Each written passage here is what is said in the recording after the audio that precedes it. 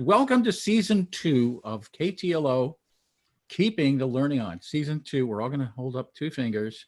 And we're going to do things a little differently this time around. We're going to have more of an interview style conversation.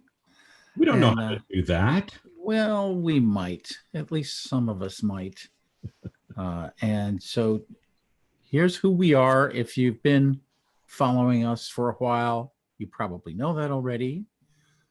Patty is an executive advisor and hangs out in Alberta, Canada.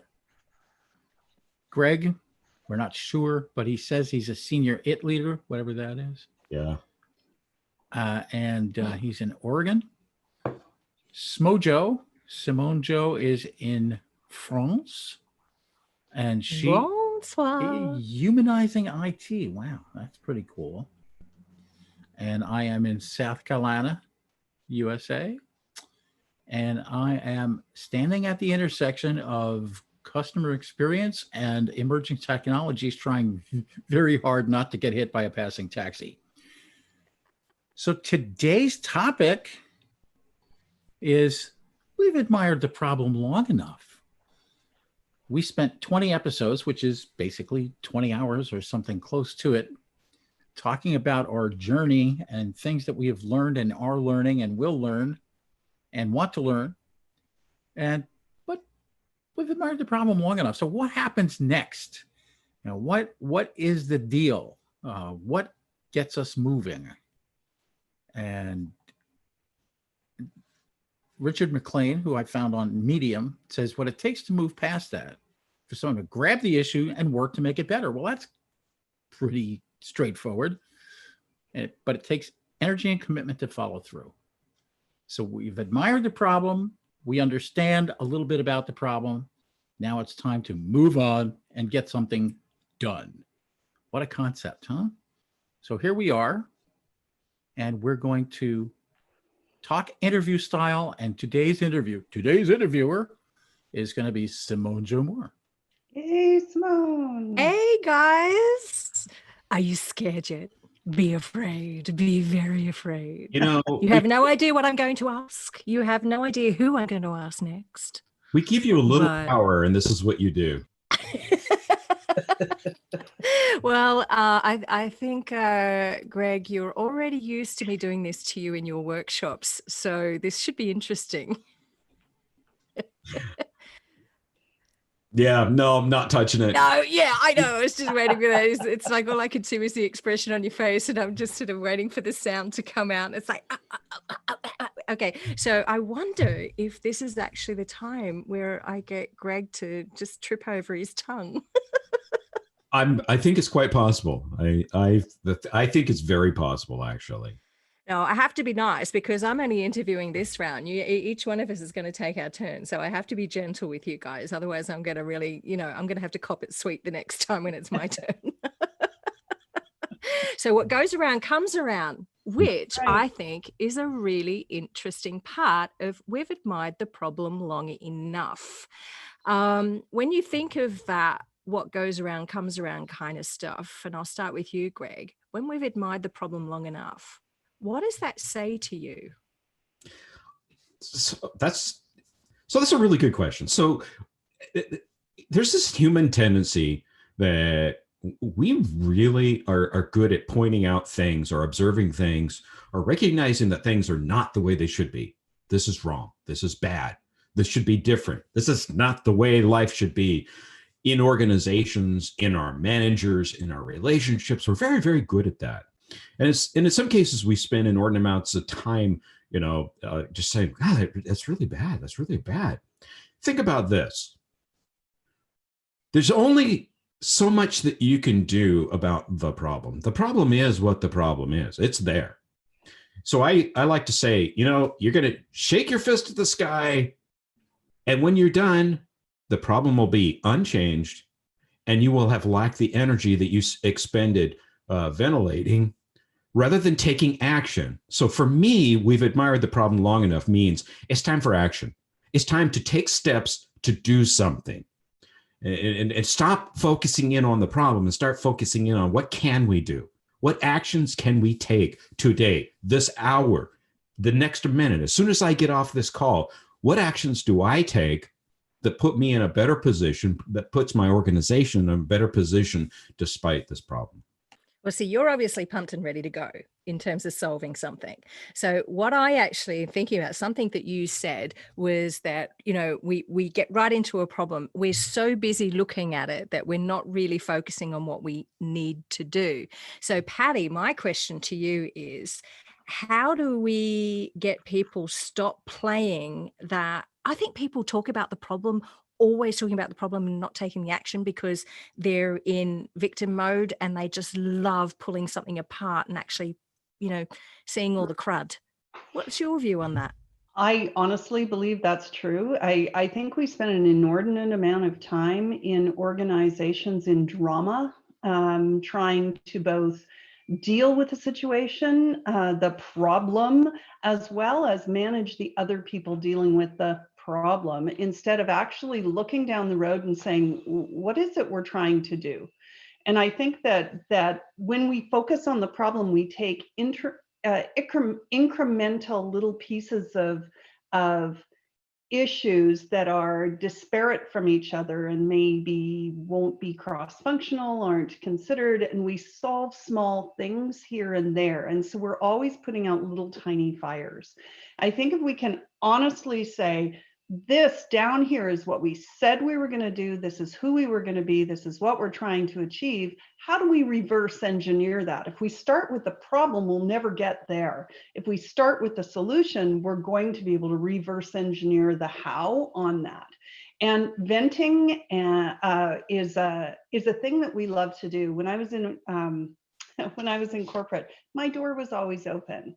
It was always, yeah, no problem, come talk to me. And I found that after hours and hours and hours of my door open, listening to people, I finally said, okay, this isn't how I can lead. This isn't getting us anywhere. People are just bitching, and I needed them to stop.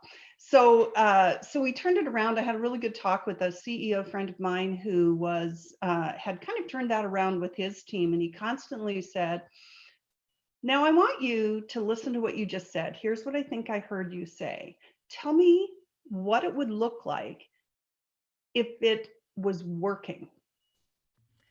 I'm not sure. Yeah, I'm not sure how many people are really ready to do that, or if we've actually understood or can how to influence and convince people to do that. So, Roy, question for you then, and I'm going to lead off something that Patty said: the drama that goes along with it, and how much people seem to enjoy pouring salt on the wound because it makes things more exciting, I think, for what they're dealing with or comes from what their role is. What do you think about that? I think it's true to a certain extent. I think if we look at, for example, today's media, and by today's, I'm talking very generally. This goes way back, and it's going to continue. The phrase is, "If it bleeds, it leads." There's a fire, there's a car accident, there's a explosion, a bombing, whatever. The terrible stuff always gets the most press. Why? Because we enjoy misery as long as it's somebody else's misery, and that's Schadenfreude, and it's also part of comedy. We watch somebody else fall down the drain, it's funny. We fall down the drain, not so funny. So there's part of it. That's part of it. There's also, though, going back to something that Greg said and Patty said as well, I think when we focus on a problem, we're missing something. And it's like standing inside a door and we're looking at the door, and here's the door right in front of us, and we see the door and we can't figure out how to open the door. If we back up 4 steps, we realize that there's no wall. We can look beyond the door frame and see the wall. We can see the opportunity that presents itself. So if we change our perspective a little bit, it may give us a way to pursue the solution or the opportunity that we're looking for. So I'll stay with you, Roy, on this one. Next question. So why do we find it so much easier to actually state the problem in great detail and then keep coming back to it again and again, but we're still struggling to do something with it? Well, I think to do something with it requires action and energy, as the little quote that I pulled up at the beginning states. And I think that sometimes it's just hard to motivate ourselves, and it's much easier to examine in detail something that we already know than it is to create something or to develop the energy and call up the energy to get to a solution. So it's part laziness, for sure, and it's just unwillingness to face what we have to face to get it done. Oh, Simone, you're on. Your mic's not on. Yeah. So I was just going to say that's a really good segue for you, Patty, because here we're talking about action and energy required and the motivation. So how do you get, how do you kick people up the butt and get them moving on solving stuff? Well, the first thing you have to understand about venting and about focusing on a problem is that the problem is always someone else. The more you focus on it, Isn't that right? it's because it's somebody else's doing something that is causing this problem.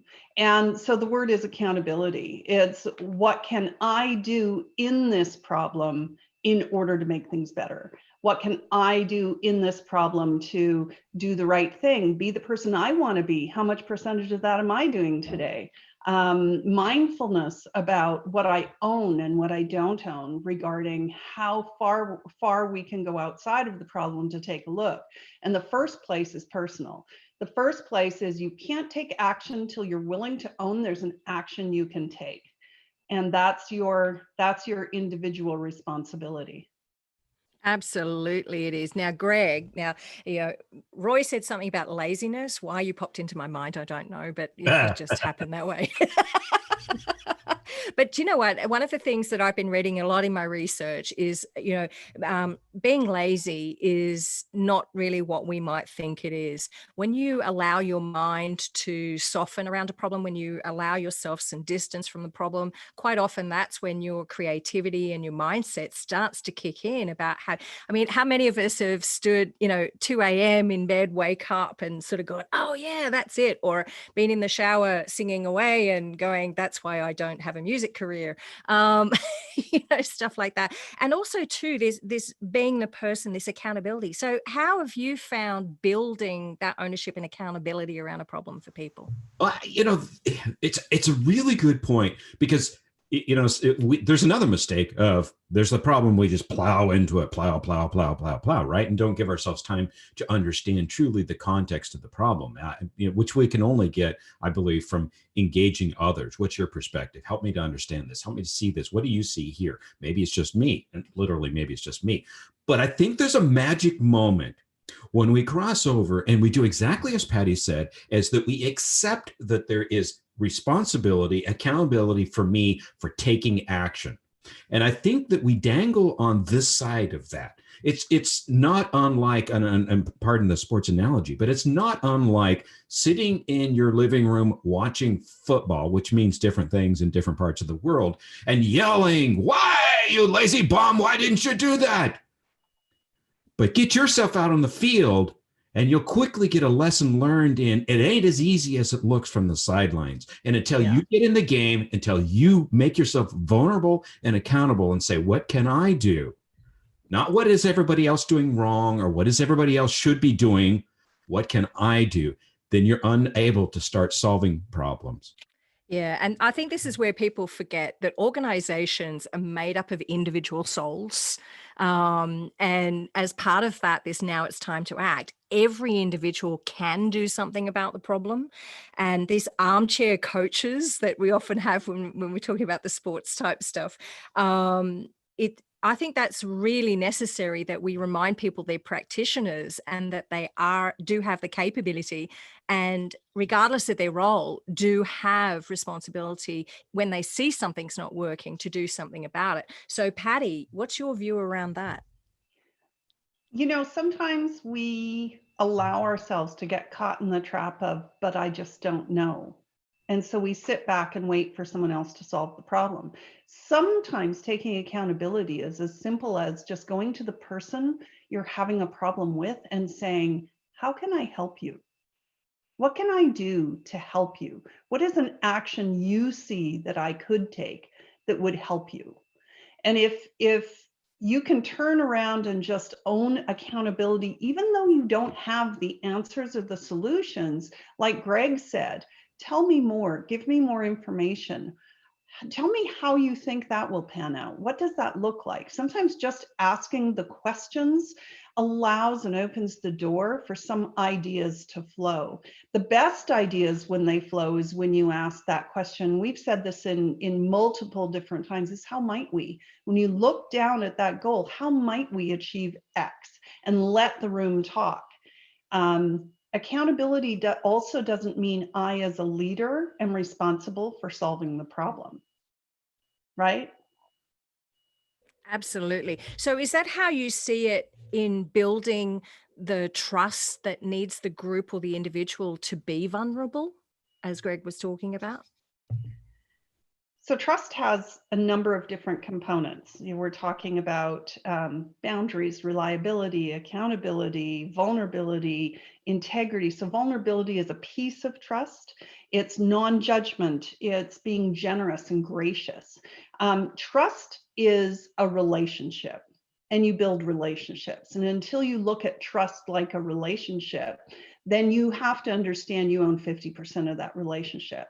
You know, all of us have been in organizations where the expectation of the workers is completely different than the expectation that the leaders hold themselves to. And I think that's an important piece of it. So to be vulnerable, like I love Brene Brown's example of vulnerability. It's uncertainty, risk, and emotional exposure, right? So there is uncertainty. I have to be willing to admit it. There's going to be risk, and I have to ask about that risk, and I also have to acknowledge risk. And then emotional exposure. That doesn't mean I'm going to be all up in emotion with you. It means that I'm willing to recognize and understand that this can be an emotional issue. And let's talk about that. Let's call it what it is, right? Exactly. So what do you think, Roy? I mean, there's a lot of, I find it very frustrating around leaders lacking the, and not just the leaders, but the people, the individuals as well, lacking the understanding around emotional intelligence and how that can actually abate some of the risk we might feel in taking control and action on a problem, or it can help manage that uncertainty. What are your views around that? I think emotional intelligence is a really good thing. I'm glad that people are talking about it and studying it. I'm not sure that I know enough about it to be conversant with it, but I think that understanding another person's point of view is always important. And we've talked a little bit about that. We kind of answer what can I do to help, or what are sometimes we don't see the barriers that are in front of someone else. Very rarely do we understand the backstory of anyone else. Oh, I would have done that. Well, you're not them, and there's reasons why they did what they did, and sometimes we don't fully understand that. So that emotional intelligence is really important. I think that also, if we're talking about laziness a little bit, and I think there's something very interesting about laziness as well, is it can teach us things. If you want to know the easiest way to do something, follow somebody who's lazy, right? They will do it the easiest possible way because they're lazy. And sometimes they figure out amazing stuff because they don't want to expend the effort. But we have to expend the effort. If you know, we're talking from a leader perspective, we have to expend the effort to try to understand their motivation, to try to understand their barriers, especially remove those barriers, help them get over the barriers, walk around the barriers, like I said before, with the door, go around it, and get to where it is they need to be. I've often said one of the things I love, I do really enjoy process reengineering. Okay, some people are just going to go, oh, seriously? And I'm like, yeah, because a really well-designed process for me is an absolute thing of beauty and joy. And the reason for that is because we want to make the channels as easy as possible. I mean, this is where my laziness comes in. I'm said, yes, one of the reasons is I'm lazy. It's because I have better things to do with my time. And I think this is one of the barriers that people have to actually looking at a problem and go, oh, but it's just too much effort to change this activity and that part, and then I've got to change the technology to do this. And I think people are not connecting effort with reward in a way, because I've got better things to do with my time. So Greg, my perfect laziness expert here on being creative with your mind. Well, yeah. The way you talked about process engineering, only a process engineer would have that level of energy sprouted spontaneously on a broadcast when talking about engineering processes. I'm a what I would call a recovering process engineer, because I share that energy. But the thing is, there's two approaches to a problem. One approach is you just accept it. That's the way it is. That's the way we do things here. It takes me 8 hours to do something that in the last company I worked for, I could do in 8 minutes, but whatever. I can't change anything. Who am I? That's one approach, victim. I'm just here to punch the clock and do my thing. The other is a relentless pursuit of excellence. So just the idea that I can make it better. Might not be able to re-engineer the whole thing, but I can make it a little bit better. I can take some time off of this. And here's why I think that's really important, because it's contagious. When people start seeing that I can make a difference. I can do, hey, how come he gets to do stuff? I want to do things. I want to make something better. And that's how I think that we get things started. Patty, you said something really important. It's not all about you. As a leader, your responsibility is to not fix all the problems. Your responsibility is to curate a culture in which problems can be solved and that people have positive energy around, we can move forward. We can do this. And I want to pick up on just something you said with that and hand it over to our executive coach. Often people have said, when people are really passionate about something, we often call them mad. You're crazy, you're mad. Why is that? Why are you so focused on that? And for me, mad is very simple. Besides the mad comics that we used to read all the time, mad for me is a mnemonic. It just stands for making a difference. And that's the way I see it. What's your mad moments and advice, Patty? You're on mute. You need to take yourself off mute, Patty.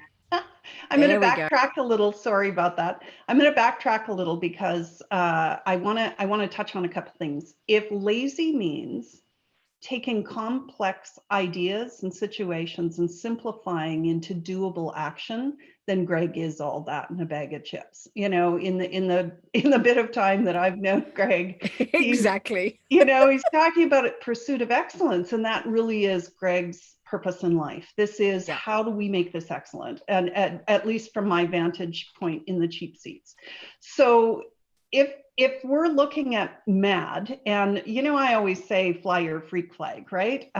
We all come with these really unique pieces of who we are.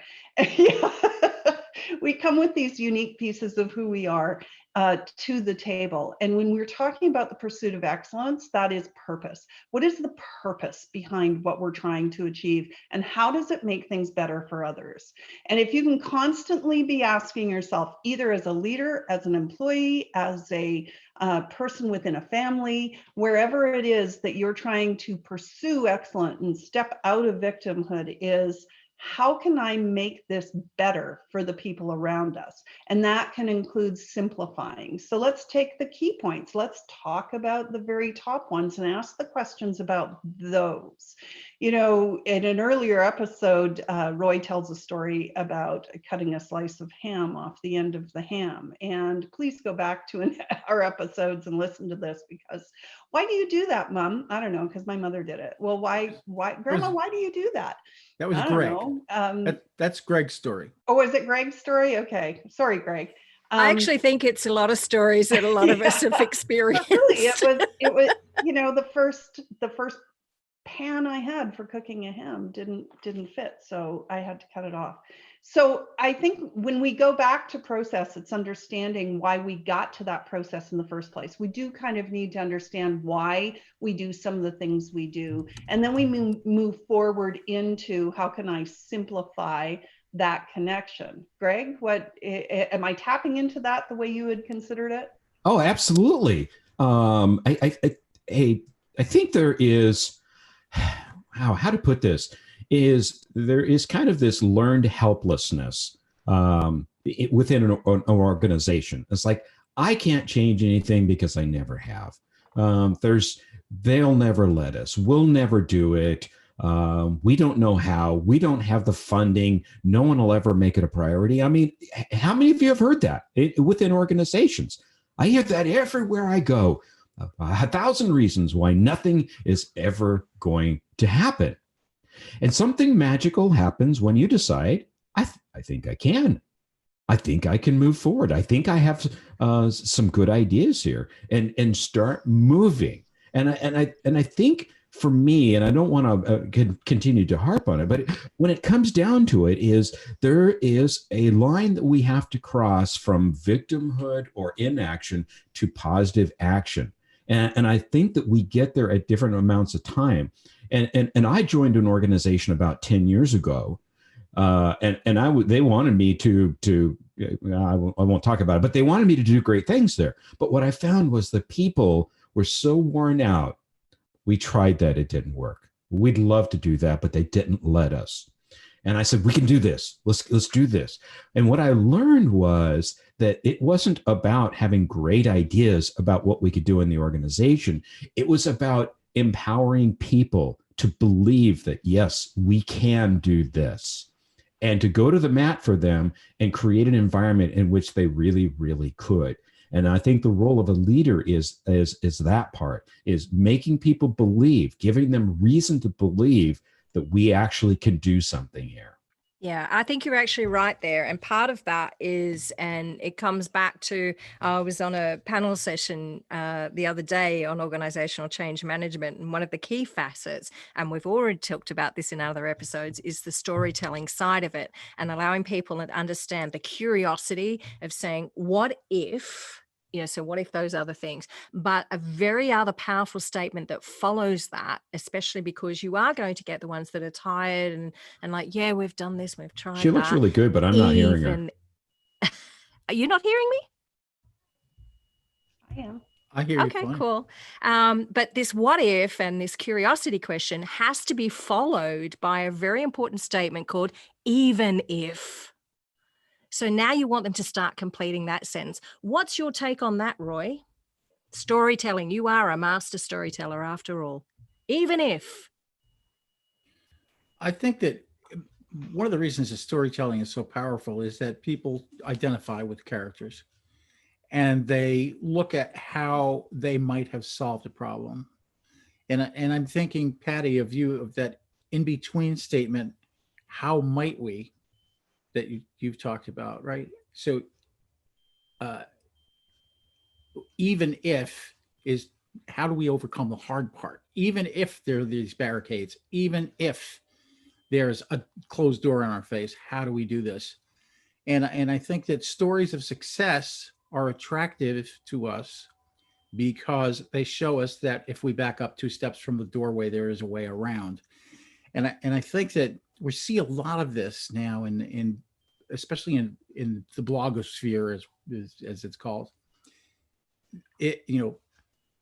Leaders do these 5 things every day. And we come to believe that if we do those 5 things every day, we're going to be, the next whatever, the next billionaire, the next CEO of a major company, the next whatever.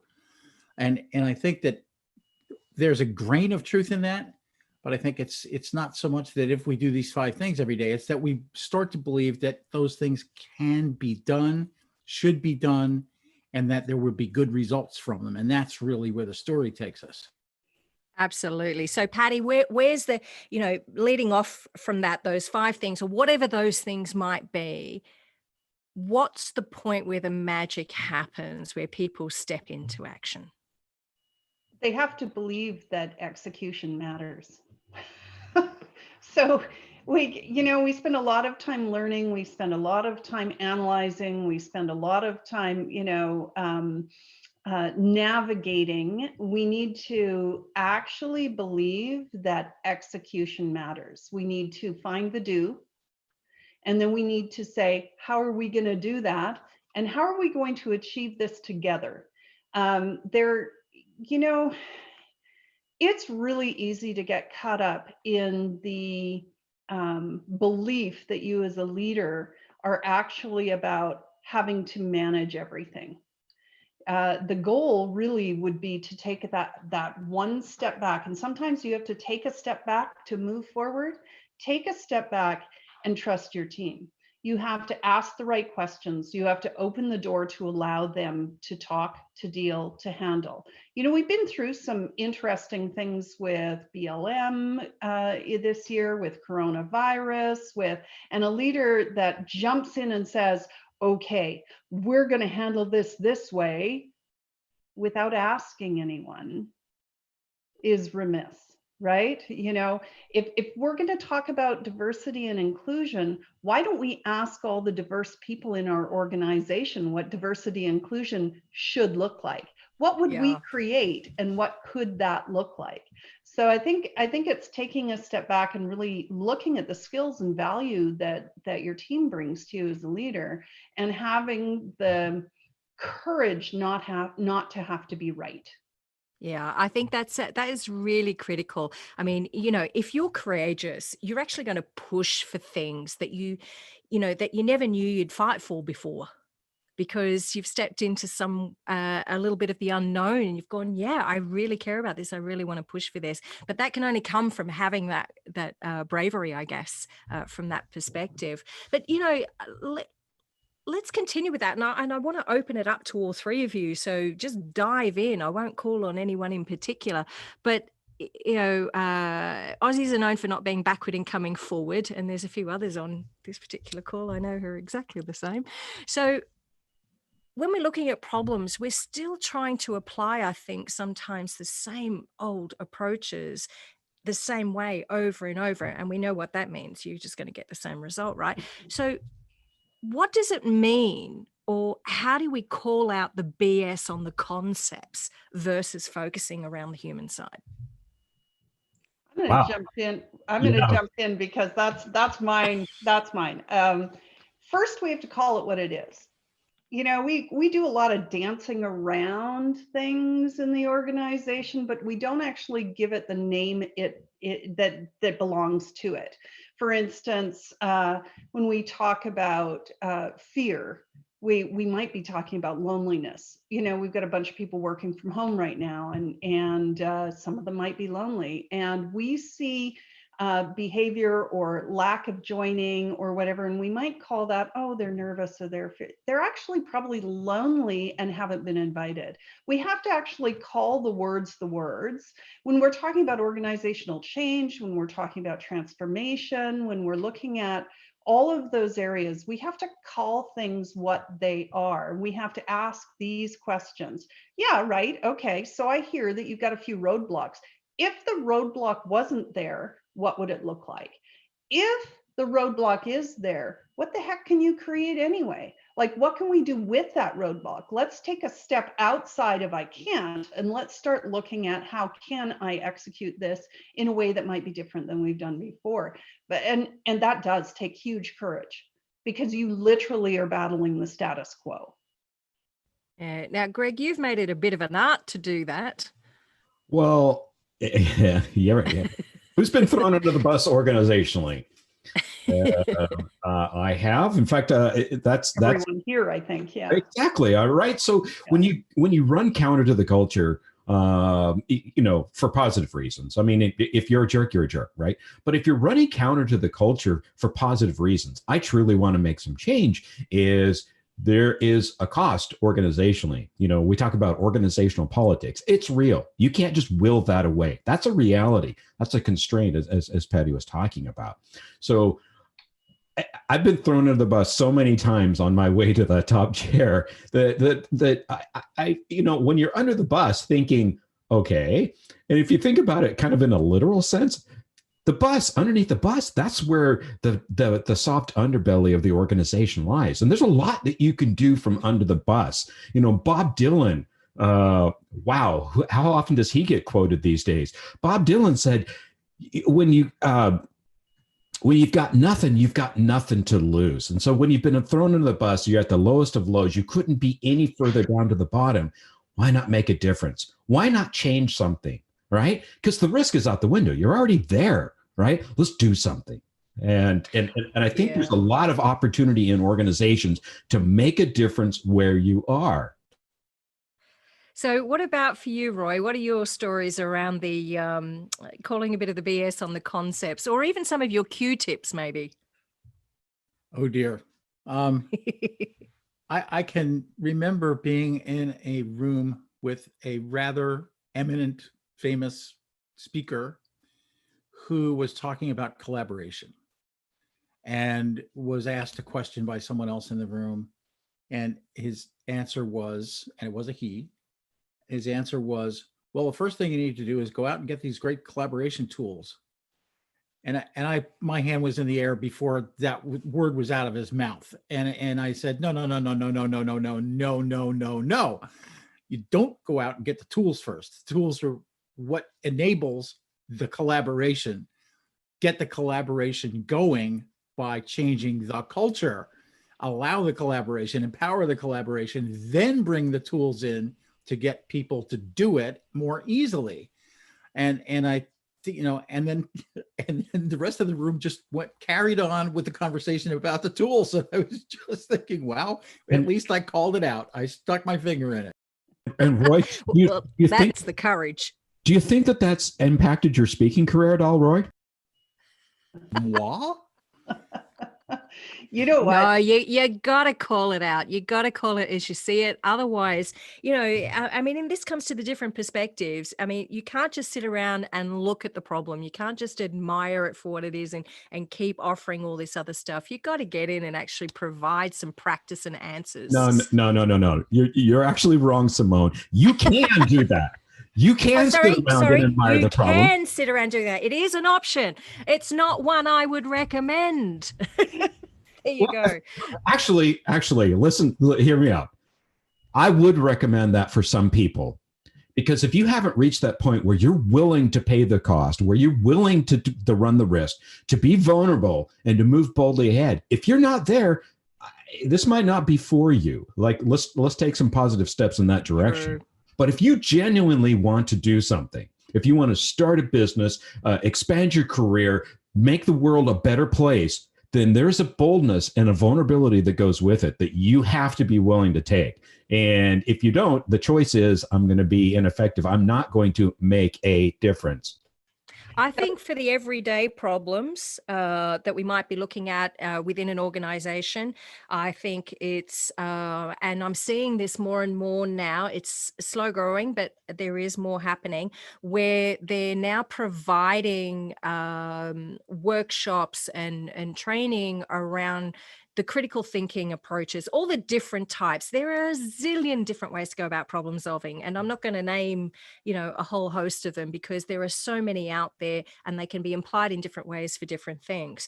But I think there is an onus, not just on the leaders to provide that capability for people to be able to solve problems, because you need to practice those skills. You're not going to get it right off the bat. You need to practice to, like you would with anything else, to understand it, to find the nuances in it, to find other ways around things. I think that's a really important point when it comes to moving on from admiring a problem to actually moving into solving or taking action on a problem. So, Patty, what's your view around that?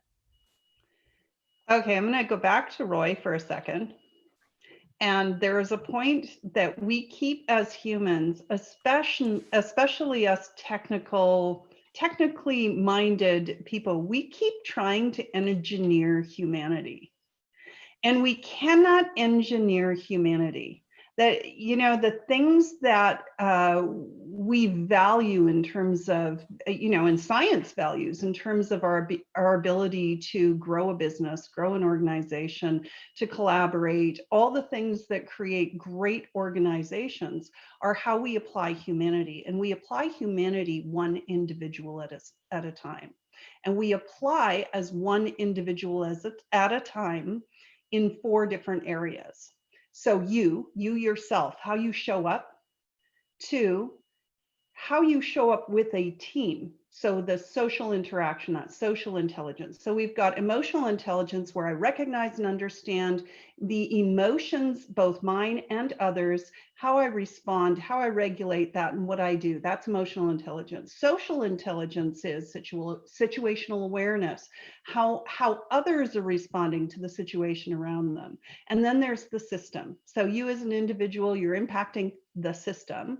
And then from the system, you're impacting the business, and those are the results. So you have to take a look at you as an individual in those 4 areas. How do I show up? How do I show up with others? What can I do to impact the system to make it better? And how do I recognize where the business is going and how the business is going? If you can own the responsibility for those 4 things, you are owning accountability for your place there. And we have a tendency to fall into this, the company is just not loyal to me, so I'm not going to be loyal to the company. And the reality is, it's a business and they have things they have to do. And loyalty is a 2-way street. If you're in an organization that doesn't respect you or what you have to offer, you're going to be thrown under the bus, and you have to recognize how much of that risk you want to take. So you as an individual need to decide, what is my threshold?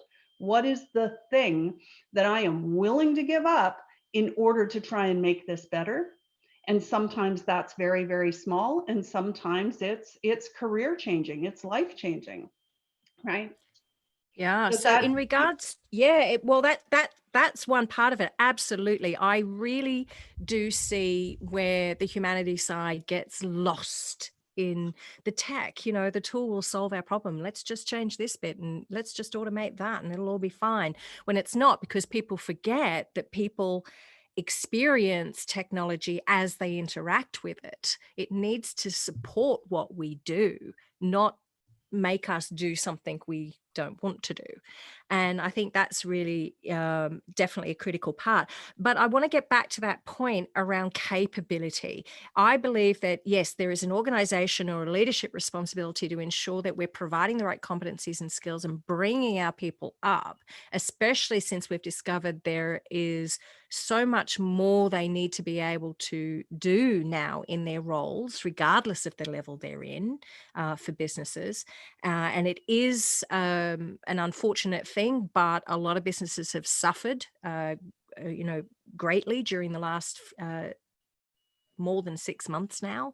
And so people's capability does need to be brought up. And I do believe strongly that problem solving skills, and I'm not talking about, I'm talking at a host of different approaches and methods here that we need to focus. But there's also the individual's responsibility in putting their hand up and saying, I don't know how to solve, I don't know how to think about this, I don't know how to go about this.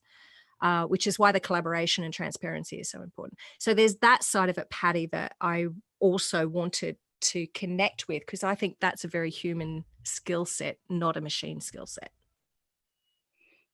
Anytime you feel like you have to be really smart in a room, you're diminishing what you have to offer, right?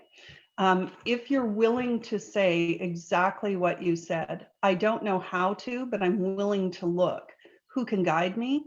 You're taking a step toward that. Problem solving is really an interesting, I mean, it isn't just one piece of it, right? There's decision making, there's how the system functions, how the organization is designed to support that, all of those things. There's a million frameworks, like you said, that we could pull together. When we begin to depend on technology and frameworks to guide how the business success is going to look, we're failing the business. We must use the people, their creativity, their ideas, their innovation, and set the stage to allow them to do that. Problem solving is about starting on the creative side, right? Yeah, it takes a whole brain approach. We can't keep just going, let's do the checklist, right?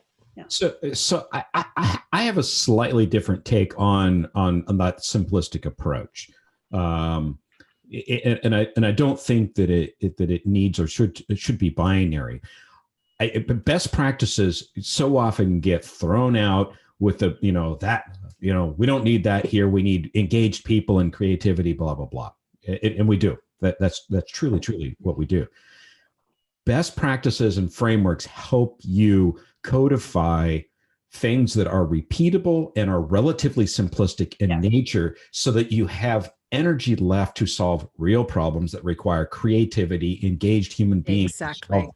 Yeah, so it's not an either or. I agree. Yeah. And that's where and there's a great discussion on throwing out frameworks as being overly simplistic, and I think that misses the point entirely. Is this is about saving energy where those problems are actually already solved, and that happens if you go to the Cynefin framework, which apparently I refer to a lot, but down here in the simple quadrant where there's a clear connection between cause and effect or action and reaction. That's the best practices area, or good practices. Just do stuff the way it needs to be done. Well, this is why I love framework mixology. I don't want to throw out frameworks. I want to look at everything. I didn't. Yeah. No, exactly. And I want to see across the organization. I think this is where that transparency is really important. What have we got to play with? How can we mix the bits and pieces together to make something that fits our unique way of looking at things, or our perspective, or how we want to go about solving that problem? Roy, you've I'm just wondering, what's your dew point for helping people move beyond admiring a problem and getting into action? Wow. Yeah. I'm going to be very self-serving because I think there's a visual here that deserves to be shared. The dew point concept is when you reach that point where you feel something has to be done, you've gathered the energy and you start to do it. You're sitting in a chair with your leg underneath you, as we often do. And suddenly you realize you're uncomfortable. And you realize that in order to become comfortable again, you have to move your leg. And so you move your leg. That's the dew point, is when you make that change. And I think it's a hard point to reach, but at the same time, it's a threshold.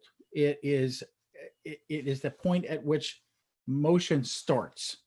So it's the starter's gun going off. It's that. And I think that sometimes it's very hard to recognize. And as I mentioned earlier, there are a lot of reasons why people don't get to the dew point.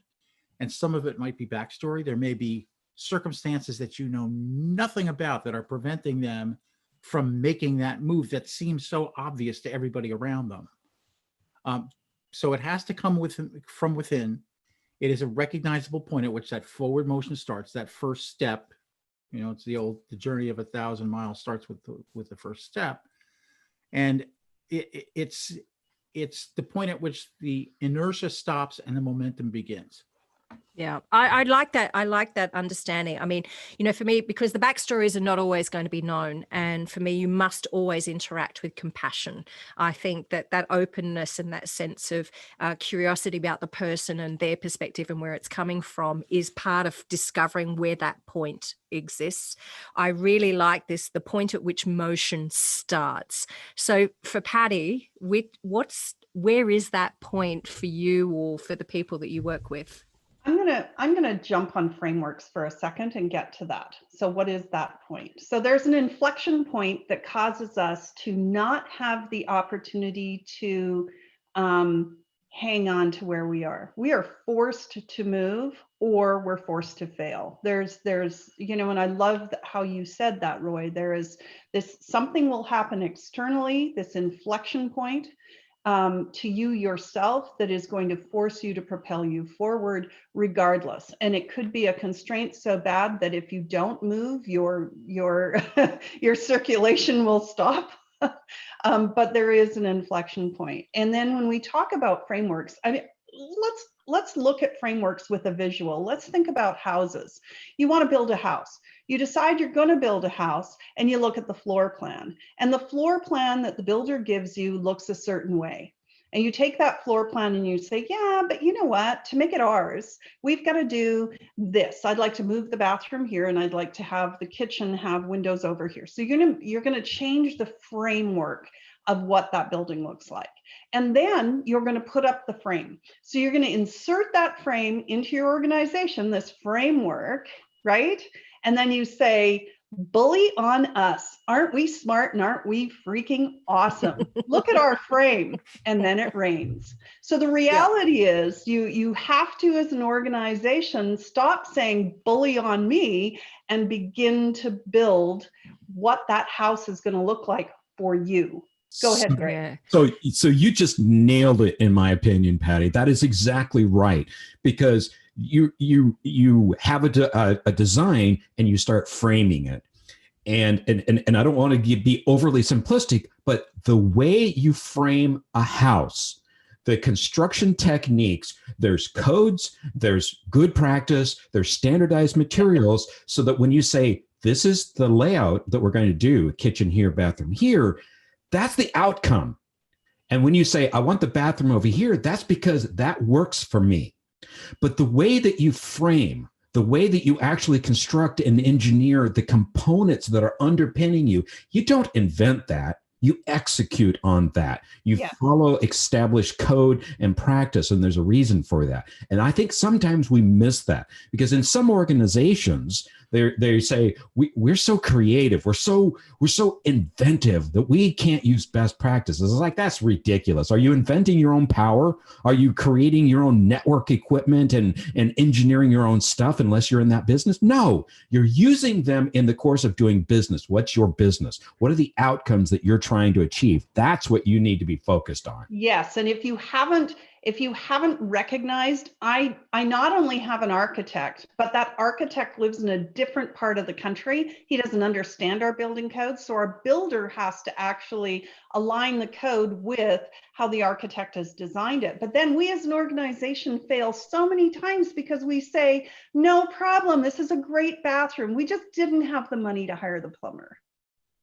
Yeah, right. I think that there is resources to make that exactly for us, exactly. Right?